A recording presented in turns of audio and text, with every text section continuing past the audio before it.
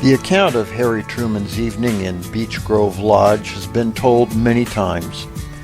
You've probably heard about it, but in case you haven't, this, in a nutshell, is what happened.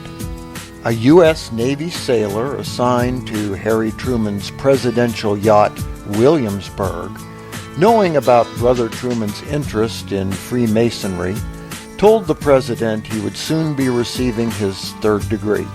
In the conversation that followed, Truman realized his upcoming whistle-stop campaign tour would take him through Indianapolis near Beech Grove Lodge number 694, where the event would take place. Since President Truman and his employees shared an interest in history, Truman had come to know the young man well.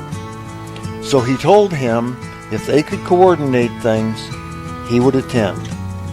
The young man's lodge made every effort to ensure the event would happen when the president's campaign was in town. On the day of the event, President Truman's train stopped in Noblesville, Indiana. The young man joined the president there, and they rode the 20 remaining miles to Indianapolis together. That evening, Brother Harry slipped out of the back of his train car and went to the lodge. There, he was given an honorary seat in the east, raised the young man, and made some poignant remarks about the Bible and the fraternity. President Truman undoubtedly met every man in attendance that evening as they all shared an iconic moment of Masonic brotherhood. This all sounds like the stuff of which urban legends are made, but it's all true. In addition to the main event, the raising of a brother, a couple of incidents emphasize most worshipful Brother Truman's dedication to the fraternity. Some of the Secret Service agents accompanying Truman were not Freemasons. However, as Truman was about to enter the tiled lodge, they demanded admission along with him. It was their job to protect him. In his well-known direct manner, Brother Truman told these agents he was safer inside the lodge room without them than he was outside with them. Not many people won little disagreements with Harry Truman, who entered the lodge room while the Secret Service agents, who were not members of the fraternity, stood guard outside, under the direction of the tiler. After the ceremony was over, Truman came out to find two Indiana politicians who had arrived after finding out about the president's attendance.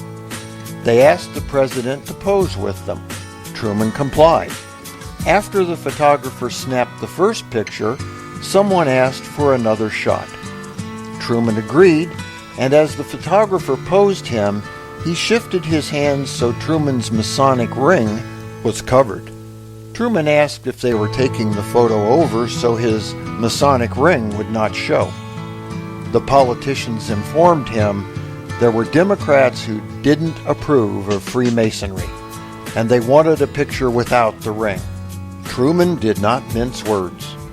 Then to hell with it, he snapped, and refused to permit the photographer to take the second picture. These are true stories that have become legend within the Masonic fraternity, but the accounts of that evening often leave out something very important. What about the brother most worshipful Brother Truman raised that evening? Did he become, as we pray in the first degree, a true and faithful brother among us? His name was Donald Bauermeister.